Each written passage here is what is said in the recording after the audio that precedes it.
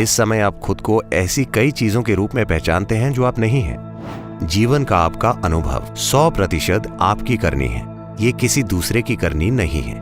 आपका मन एक ऐसा साधन है जो तभी सबसे अच्छा काम करता है जब इसमें स्पष्टता हो। बस इस विधि को काम में लीजिए, वो चीजें होंगी जिनकी आपने कल्पना भी नहीं की थी।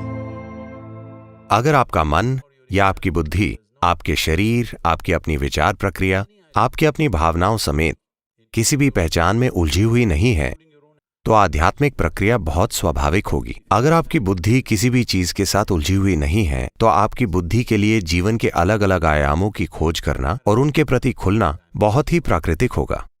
सुरक्षा पाने और खुद को बचाने की कोशिश में आप किसी चीज के आधार पर अपनी पहचान बना लेते हैं, वरना पहचान बनाने का और कोई फायदा नहीं है। कृपया देखिए, आपकी पहचान आपको किसी चीज से जुड़े होने का झूठा बोध कराती है, जिसे आप वैसे भी एक दिन छोड़ देंगे। जब आप किसी ऐसी चीज के रूप में खुद को पहचानने लगते हैं जो आप नहीं हैं, तब आपकी बुद्धि पर पर्दा पड़ जाता है। ये उसी पहचान के चारों ओर घूमने लगती है। आप खुद को जिस भी रूप में पहचानते हैं, आपकी बुद्धि केवल उसी के इर्द गिर्द काम करती है। कृपया देखिए। हाँ, अगर आप खुद को अपने धर्म, राष्ट्रीयता, अपने परिवार से पहचानते हैं, तो ये केवल उसी के इर्द गिर्द काम करती है। ये एक तरह की पूर्व धारणा है ना? एक पूर्व धारणा वाला मन देख नहीं सकता, एक पूर्व धारणा वाला मन जीवन की सच्चाई प्रकट नहीं कर सकता। बस इतनी सी ही बात है। जब मैं पूर्व धारणा कहता हूं, तो मेरा मतलब कई अलग अलग स्तरों की पूर्व धारणा से है। नहीं, मैं बहुत ही खुले मन का हूं, मुझ में पूर्व धारणा नहीं है। ठीक है, आपकी पूर्व धारणा बहुत फैली हुई है। आपका मन अपनी एक पहचान बनाकर काम कर रहा है। जब कोई पहचान बन जाए तो यह पूर्व धारणा है। मन पूर्व धारणाओं से भरा हुआ है। ये इससे तय होता है कि आप खुद को किस रूप में पहचानते हैं। आप जिस भी रूप में खुद को पहचानते हैं, आपका मन उसी के चारों ओर घूमता है। इस समय आप खुद को ऐसी कई चीजों के रूप में पहचानते हैं जो आप नहीं हैं। मिसाल के लिए, मैं अभी बोल रहा हूं और बोलते हुए अचानक अगर मैं ये ग्लास उठाकर कहूं ये मेरा ग्लास है, तो आप सोचेंगे लगता है सद्गुरु को कोई परेशानी है। लेकिन ठीक है, सभी कहते हैं सद्गुरु बुद्धिमान हैं, चलो सुनते हैं। थोड़ी देर बाद मैं कहूं ये मैं हूं, तो आप कहेंगे चलो अब बहुत हो गया,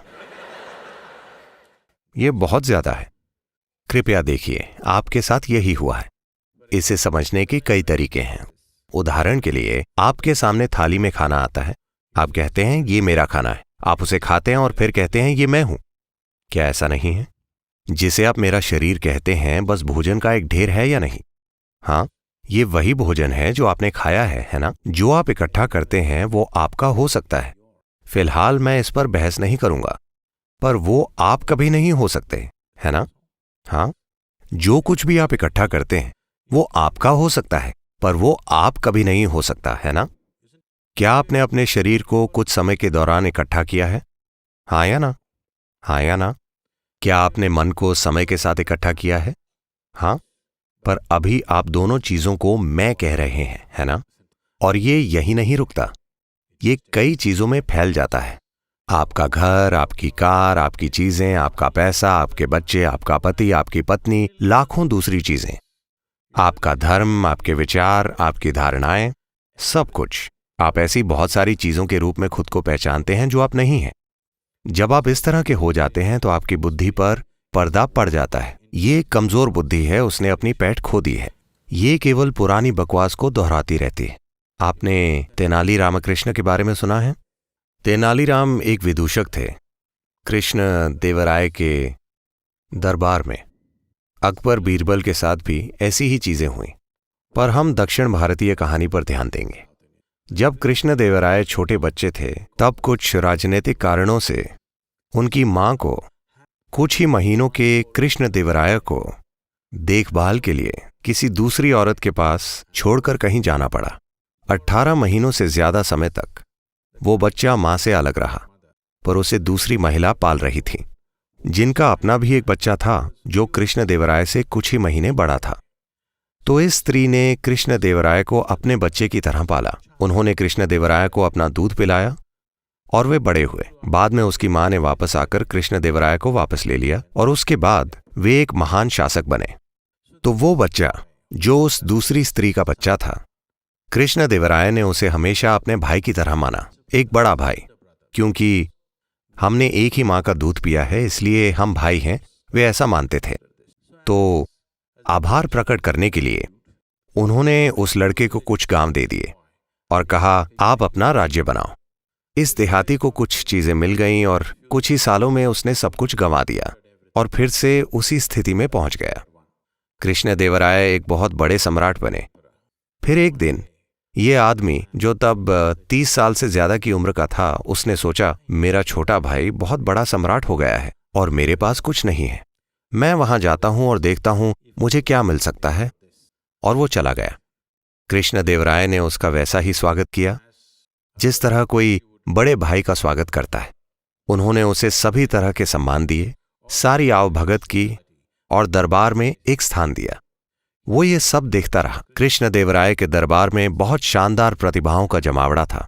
उसने ये सब देखा। हर तरह की बहस हो रही थी, संगीत कार्यक्रम हो रहे थे हर रोज। वो अचंभित हुआ।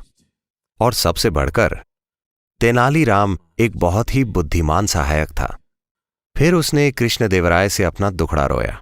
तुम इतने सफल हो, तुम बहुत बड़े राजा हो गए हो क्योंकि तुम्हारे पास इतने बुद्धिमान लोग हैं।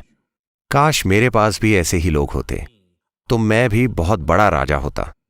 खास तौर से ये तेनालीराम, अगर मेरे पास ऐसा कोई होता तो मैं भी एक बहुत महान शासक होता। तो कृष्णदेवराय को यह सुनकर बुरा लगा और उन्होंने पूछा, मैं आपके लिए क्या कर सकता हूं मेरे भाई? उसने कहा, अगर तुम इस तेनालीराम को मुझे दे दो तो मैं जाकर अपना महान साम्राज्य बनाऊंगा। तो कृष्णदेवराय ने तुरंत तेनालीराम को बुलाया और आदेश दिया, आपको मेरे भाई के साथ जाना होगा, उन्हें आपकी जरूरत है। तो तेनालीराम ने कहा, ओ आपके बड़े भाई को मेरी जरूरत है, मैं उनके साथ अपने बड़े भाई को भेज सकता हूं। कृष्णदेवराय को यह विचार अच्छा लगा क्योंकि वे तेनालीराम को खोना नहीं चाहते थे, पर साथ ही उनका बड़ा भाई भी उसे मांग रहा था। उन्हें समझ में नहीं आया कि क्या करें।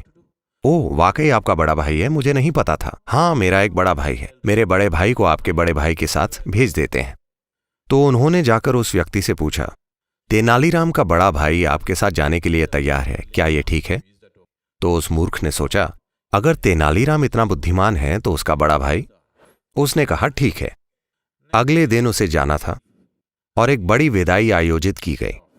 फिर दरबार की भरी सभा में सभी इकट्ठा हुए और तेनालीराम एक बैल के साथ दाखिल हुए। वे दरबार में आए। कृष्णदेवराय ने यह सब देखकर पूछा, ये क्या है? तुम इस बैल को सभा में क्यों लाए हो? नहीं राजन, ये मेरा बड़ा भाई है।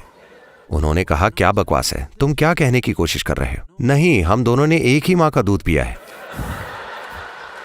जब आप ऐसी चीज के रूप में खुद को पहचानने लगते हैं जो आप नहीं हैं, तब आपकी बुद्धि किसी काम की नहीं होती, ये बस दोहराती रहती है। तो इस दोहराने वाली बुद्धि को ही हम कर्म कहते हैं। जब हम किसी को पहले से तय ढर्रों से गुजरते देखते हैं, चाहे वे कितनी भी अच्छी परिस्थितियों में हों। आज सुबह सूरज बहुत अच्छी तरह से ऊपर आया, पर कोई दुखी है। फूल खिल रहे हैं, मौसम अच्छा है, सब कुछ शानदार है, पर कोई दुखी है। तब हम कहते हैं, अरे ये उसका कर्म है। हम ये क्यों कह रहे हैं? ये उसकी अपनी करनी है, क्योंकि उसने ऐसे पैटर्न बनाए हैं जो खुद को दोहराते हैं। वो सूर्योदय का आनंद लेने में सक्षम नहीं है, वो सुंदर मंद हवा का आनंद लेने में सक्षम नहीं है, वो फूलों की सुगंध लेने में सक्षम नहीं है। उसके कर्म चल रहे हैं। उसके सिर में जो चल रहा है वो उस पर राज कर रहा है। ये कर्म है। कर्म का अर्थ है करनी, आपकी करनी, या दूसरे शब्दों में जीवन का आपका अनुभव 100% आपकी करनी है। ये किसी दूसरे की करनी नहीं है। आपका मन कहीं नहीं जाता, ये यही है और किसी दूसरी चीज के बारे में सोच रहा है, पर फिर भी ये यही है ना? ना तो आपका शरीर कहीं जाता है, न ही आपका मन कहीं जाता है, और न ही आप कहीं जाते हैं। वे हमेशा मिलकर एक संपूर्ण इकाई बनाते हैं।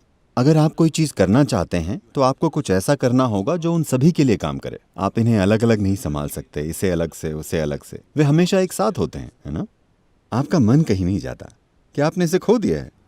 बात बस इतनी है कि आप अपने मन की कल्पनाओं से धोखा खा रहे हैं। ये यहीं बैठा है और कुछ कल्पना कर रहा है, ये कहीं नहीं जा रहा है। लेकिन आपकी पहचान इतनी गहरी है और आप इतने खोए हुए हैं कि आप सोचते हैं कि मन कहीं जा रहा है। मन कहीं सफ़र नहीं करता, ये बिल्कुल यहीं पर है ना? आपको ये समझने की ज़रूरत है। आपके मन में बेकाबू और अंतहीन विचार इसलिए चल रहे हैं क्योंकि आपने उन चीज़ों के रूप में अपनी पहचान बना रखी है जो आप नहीं हैं। जिस पल आप खुद की पहचान किसी ऐसी चीज़ के रूप में बना लेते हैं जो आप नहीं हैं, तब मन बिना रुके चलने लगता है। आपने अपनी पहचान कई चीज़ों से जोड़ी हुई है और आप अपने मन को रोकने की कोशिश कर रहे हैं। मैं आपको बता रहा हूँ, अगर आप लाखों साल तक कोशिश कर लें तो भी ऐसा नहीं होने वाला। ये नहीं हो सकता। अगर आप अपनी गलत पहचानों को मिटा देते हैं, तब आप इसी पल देखेंगे कि आपका मन एक दर्पण की तरह होगा। ये कुछ नहीं कहेगा, बस हर चीज़ को परावर्तित करेगा। मन को ऐसे ही होना चाहिए।